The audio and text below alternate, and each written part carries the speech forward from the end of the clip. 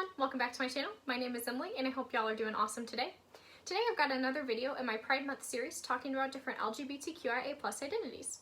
We're going to be talking about our last specific label related to gender identity. If you'd like to learn more about the difference between sex and gender and what gender identity is, check out my videos on being transgender, intersex, and bisexual.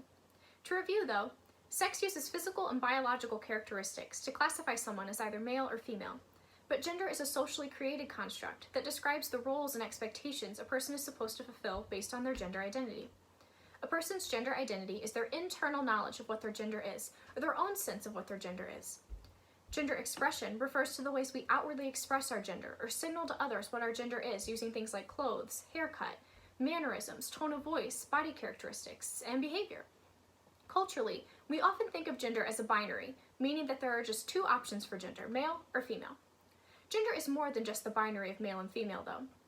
It can be helpful to think of gender as being on a spectrum with male at one end and female at the other, and a whole range of possibilities in between. In the last 10 or so days, we've been talking about people whose gender is somewhere in between those binary categories of male and female. The umbrella term for all of these identities outside of the binary is non-binary. Non-binary can also be used as a specific gender identity, however. Anyone who feels that their gender can't be defined within the context of the gender binary of male and female may use non-binary as a gender identity.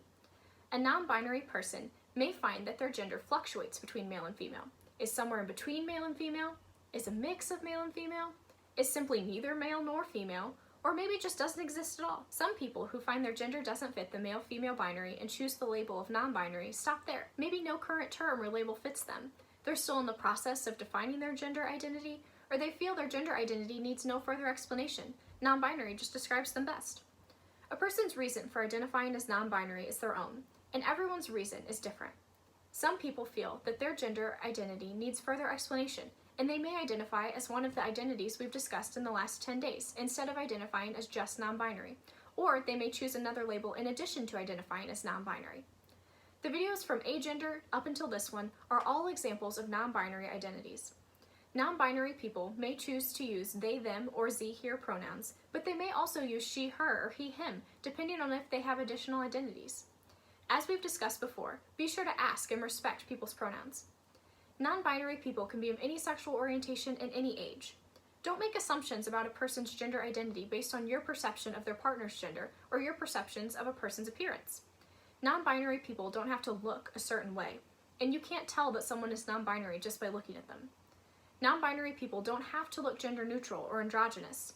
They can choose to express their gender in whatever way suits them best. Some non-binary people may experience gender dysphoria and transition, while others may not. For non-binary people who do transition, this is a personal process that looks different for everyone, and there are no set steps a person needs to take in order to complete their transition. As you can see, non-binary as both an umbrella term and an identity means a lot of different things to different people. It's a very idiosyncratic term that takes on a personal meaning to each person who uses it. Just as I've mentioned with other gender identities, respectful, open dialogue with a non-binary person in your life can help you understand what this identity means to them. At its core though, non-binary simply denotes a person whose gender can't be confined within the categories of either male or female. They just don't fit within the gender binary, and that's a perfectly valid, beautiful way to be. I hope that this video was helpful in defining this identity. Check out the description box down below for my sources and for other resources if you're interested in learning more. You'll also find resources for finding LGBT+ affirmative therapist and for crisis and suicide hotlines down below. If you're considering suicide, do call a crisis hotline or call 911. You are worth it, and suicide is never the answer. Thank you all for watching this video, and I hope you have a great rest of your day.